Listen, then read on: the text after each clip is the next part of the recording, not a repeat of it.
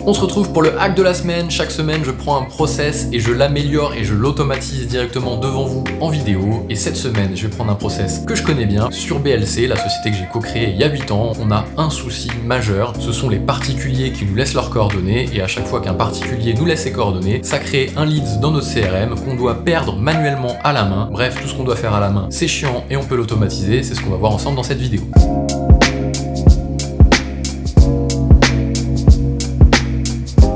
Mais avant ça, n'hésitez pas à vous abonner si ces vidéos vous plaisent. Sur cette chaîne, on parle de logiciels et de productivité. Voilà, on a basculé sur l'écran. On voit apparaître à l'écran le site BLC. Donc c'est la société, je le disais, que j'ai co-créée. On est intégrateur de logiciels de gestion. C'est pas pour faire de la pub, mais juste pour poser un petit peu le contexte de la nature de notre activité et voir ce qu'on peut améliorer. Ce qu'on peut améliorer, ça se situe au niveau de notre formulaire de contact. Un petit peu comme Kudak la semaine dernière, on a un seul formulaire pour tous les boutons d'appel à l'action de notre site. Que vous cliquez sur réserver un appel, ça va renvoyer vers le formulaire unique. Que vous cliquez sur en savoir plus, ça va aussi renvoyer vers le formulaire unique. Bref, vous avez compris, tous les boutons d'appel à l'action renvoient sur le même formulaire. C'est une question de facilité.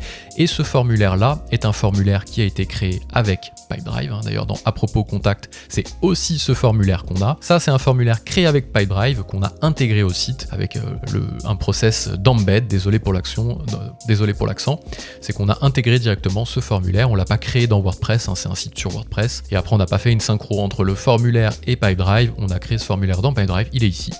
Demande de contact. Hop, si on l'ouvre, il ressemble à ça, nom complet, etc., etc. Ça, c'est notre CRM qui permet de le faire. Ce qui est bien, c'est qu'une fois que quelqu'un nous laisse ses coordonnées, ça vient créer un prospect directement dans notre CRM. Le problème est que on a des particuliers qui nous écrivent, et c'est très bien parce que les particuliers ont aussi besoin de se former sur les logiciels.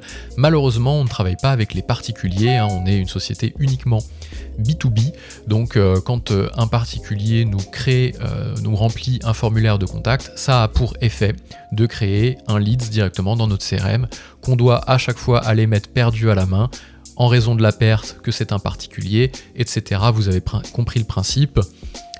Tout ce qui est fait manuellement, c'est chiant et on peut l'automatiser. Donc c'est un peu l'objet du hack de la semaine. Je vais essayer d'hacker notre propre société avec nos propres process. Ça faisait un moment que je voulais me mettre dessus, c'est l'occasion. Donc là en fait on voit qu'on n'a aucune information sur le formulaire actuel qui nous permet d'identifier si c'est un particulier, si ce n'est la société. Donc là ici on va poser une question supplémentaire. Alors, il me tient à cœur à chaque fois de pas trop poser de questions pour pas que ce soit une source d'abandon au moment du remplissage du formulaire. Mais force est de constater que cette question elle est importante pour nous.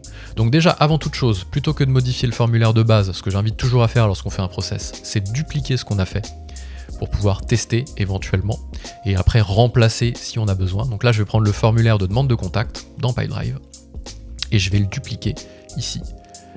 Hop, copier. Et il va m'en créer un deuxième, normalement tout en haut, voilà, ici. Et c'est sur celui-ci, pour le moment, que je vais travailler.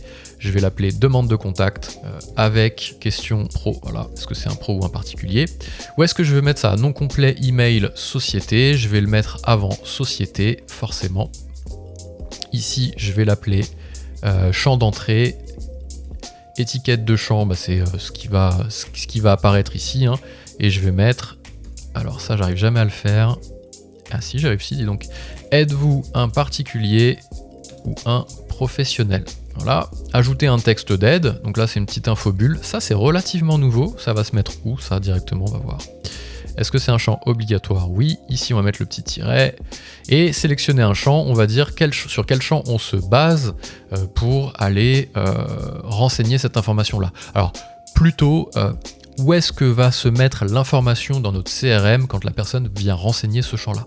Donc là, nous, c'est un champ qui n'existe pas ici. Donc on va le créer, on va appeler type de contact, par exemple. Donc il faut d'abord le créer, j'aurais peut-être dû commencer par ça. Mais on montre aussi les erreurs lorsqu'on crée des process. Donc je vais d'abord me rendre ici dans mes paramètres.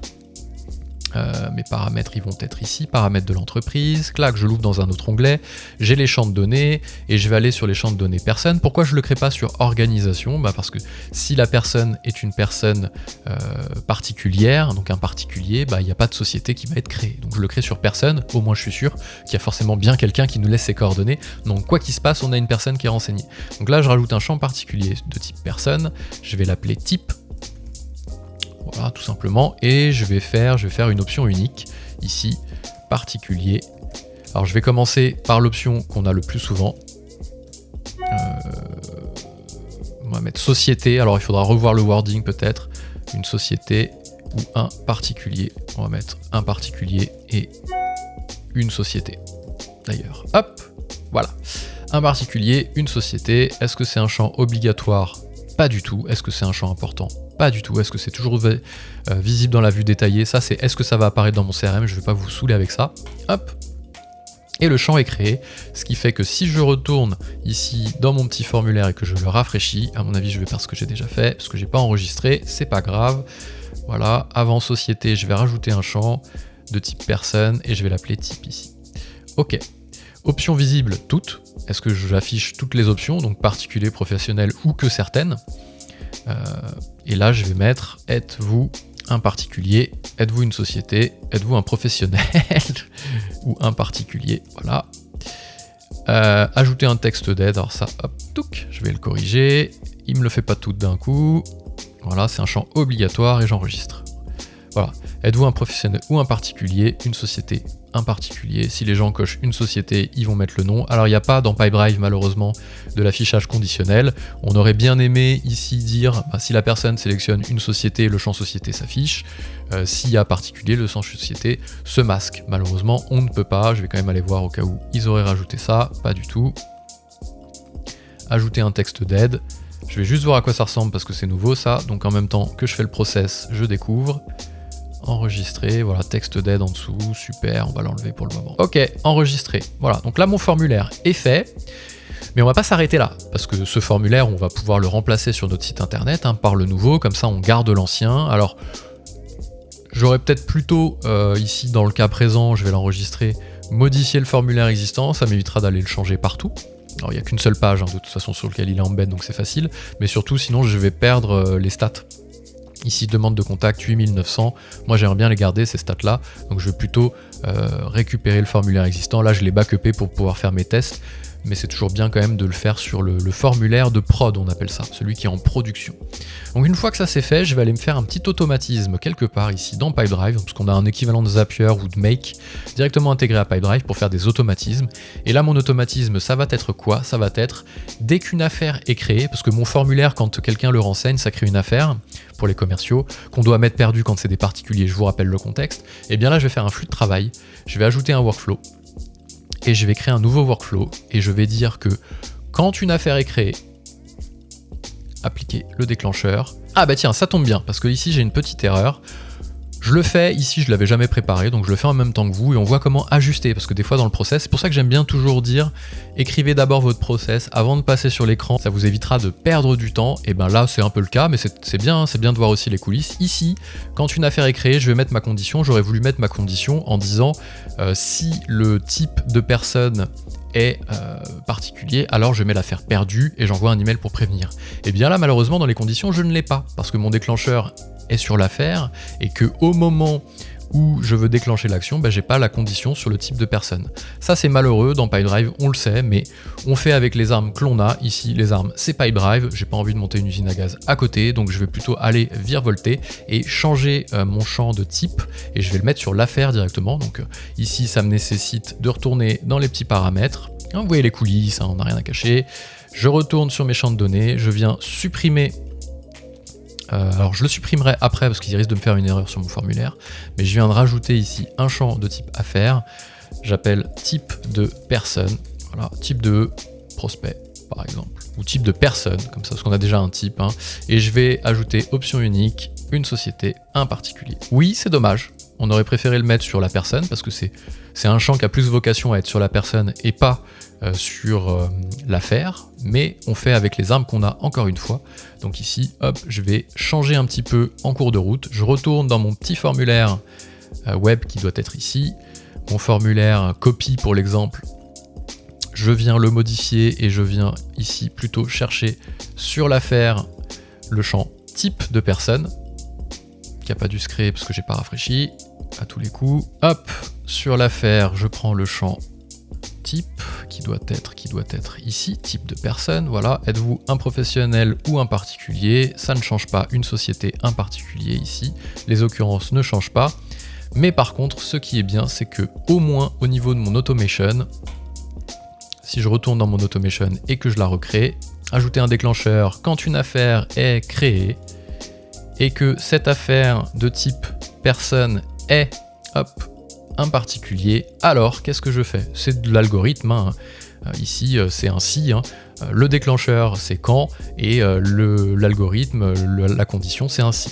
Quand une affaire est créée, que la condition est de type particulier, alors, ici j'ai mon si et mon alors qu'est-ce que je fais comme action?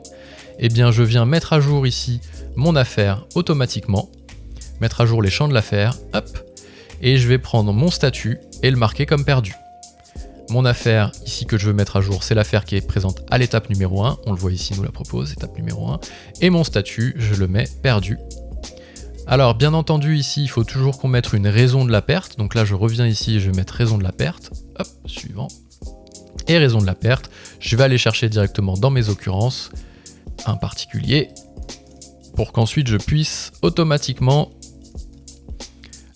analyser le volume de particuliers qui m'écrivent que je n'arrive pas à traiter. Si on se rend compte que c'est énorme, eh bien on ouvrira peut-être une BU pour les particuliers. C'est ce qu'on appelle un outil décisionnel. Derrière, on va pouvoir faire une stat, donc un outil décisionnel, BI, Business Intelligence, qu'on va créer, qui va nous aider à prendre une décision. Et j'applique l'action. Et j'enregistre. Donc là, mon process, il est fait. Je peux mettre en ligne mon formulaire directement sur le site BLC en prod, donc remplacer celui-ci. Dès lors que quelqu'un nous écrira et qu'il sera un particulier, l'affaire sera automatiquement marquée comme perdue. On pourrait même aller encore plus loin et rajouter une action derrière et envoyer un email par exemple à la personne pour lui dire « Désolé, malheureusement nous ne travaillons pas avec les particuliers, je vous invite à aller faire un tour sur notre module d'e-learning. » Et donc notre module d'e-learning, il est là directement.